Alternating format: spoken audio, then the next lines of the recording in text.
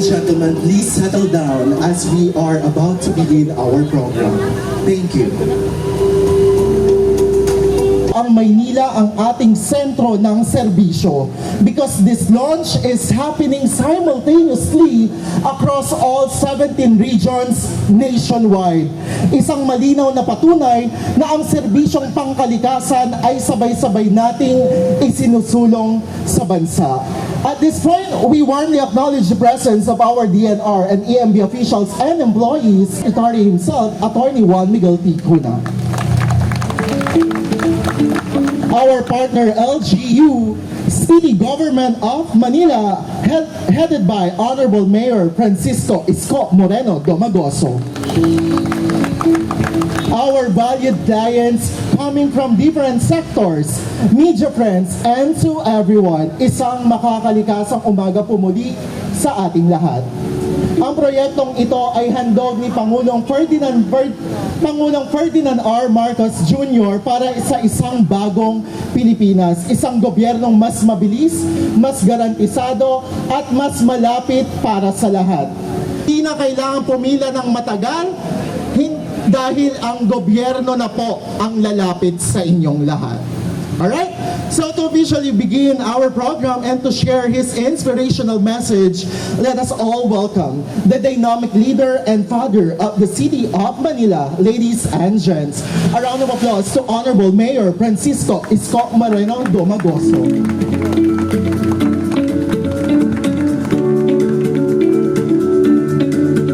Maraming salamat.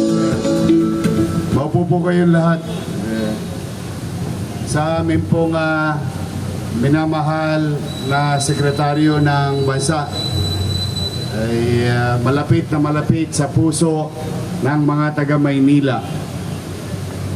Secretary, mas kilala namin siya Mitch, no? Juan Miguel Cuna. Para po sa mga nandito, malamang meron din taga Pitt District dito.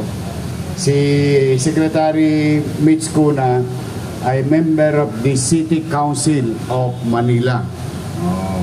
Nakasama namin siya noong bata pa kami ni Letlet. Bata pa kami Letlet kasi konti na lang yung buhok namin. Kaya kami pabata. But we are very proud of you, Secretary.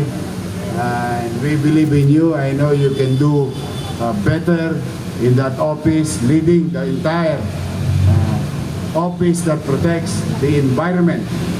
Now, today, we're going to witness the extraordinary effort of the good secretary and the members of the EMB and all other undersecretaries and assistant secretaries of the department.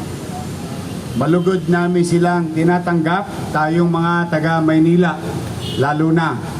As you can see, makikita ninyo sa paligid, unti-unting nagiging agresibo muli ang mga namumuhunan sa lungsod. Sila'y unti-unti na muling bumabalik upang i-develop ang kanilang mga pagmamayari. Sa pagkakataong ito ay maraming kakailanganin na dapat tukdin ang mga negosyante sa mga regulasyon ng ating pamahalaan.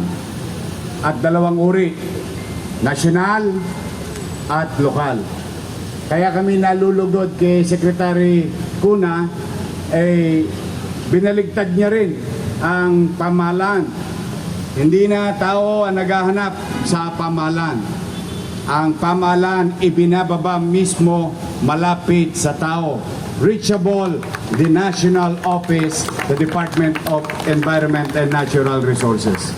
And these are the things that complies with what you call ease of doing business in the city of Manila. Kaya kami ni Vice Mayor Chi Atienza, ando dito, pinakamagandang Vice Mayor sa buong Pilipinas. Basta Manilenya, maganda. At may asim pa.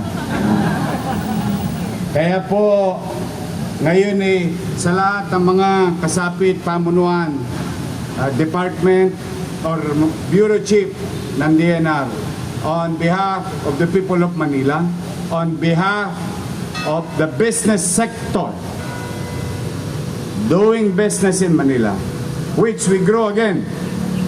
Abay, kalahin ninyo nakakatatlong buwan pa lang tayo. There is about 2,100 plus newly registered business in the city of Manila. Despite the crisis, the city government enjoys to, tanggapin, yakapin, at patuloy silang naghahanap buhay at nagbabaka sakali na makapaghanap buhay sa lungsod. Kaya talaga pong itong ginagawa ng DNR ay napakalaking bagay sa amin bilang lokal na pamahalaan, sapagkat sa ibang mga lituntuning aming ipapatupad, may bahagi noon ay manggagaling sa national government. Huwag na kayong lumayo. Isa sa malaking problema ng mga malalaking development ay ECC.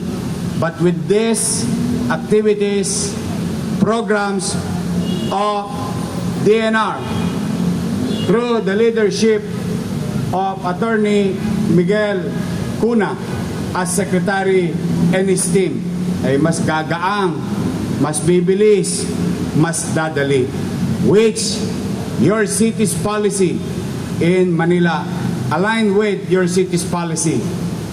Sabi ko nga kila Levi Pacundo, sabi ko, pag may magbubukas ng negosyo, bigyan mo ng permiso agad-agad, as long as they comply with the ABCs, but immediately give them and let them operate as soon as possible. Why? More than the taxes that we're going to enjoy by December 31 of 2026 or every quarter thereon, no? Ay yung oportunidad ng mga nasa paligid dito, ng mga taga-lungsod ng Maynila na makapagtrabaho. Because our direction, our investment in the city of Manila focus on, when we utilize our local resources, is to focus on MBN, minimum basic needs, housing, education, healthcare, and jobs. Jobs, jobs, jobs. Kapag may trabaho, magaang ang takbo ng pamilyang Manileño. Pag may trabaho, halos lahat ay mawawala po. Hindi na po natin kailangan ng pulis sa kalsada dahil papayapa ang pamayanan. Kapag may kapanatagan, kasiguruhan sa pangitain ang bawat individual, mas papayapa, mas tatatag, mas tatahimik ang bawat komunidad. So that's why we continue to focus on MBN. Maliit man ang ating resources, but we will, to the people of Manila listening here, will continue to utilize it. Big chunk of that little resources will focus on MBN. So muli ay malugod namin kayo mga taga-DNR na tinatanggap dito sa lungsod ng Maynila. Sabi nga namin, welcome po kayo sa lungsod ng Maynila. So muli sa inyo lahat, Secretary Mitch Cuna, on behalf of the people of Manila, thank you. Thank you for giving special attention to the capital of the country, to the city of Manila, to your hometown. Our hometown. Sabi nga natin, whether you're Manilans or not, most likely, it is your Manila. Manila, my Manila. Magandang umaga. Pagpalain nawa kayo ng Pong Baykapan. Manila! God first. Thank you. All right, thank you so much, the Honorable Mayor of City of Manila, Yorme Isko, for your inspiring message and for championing environmental governance here in Manila.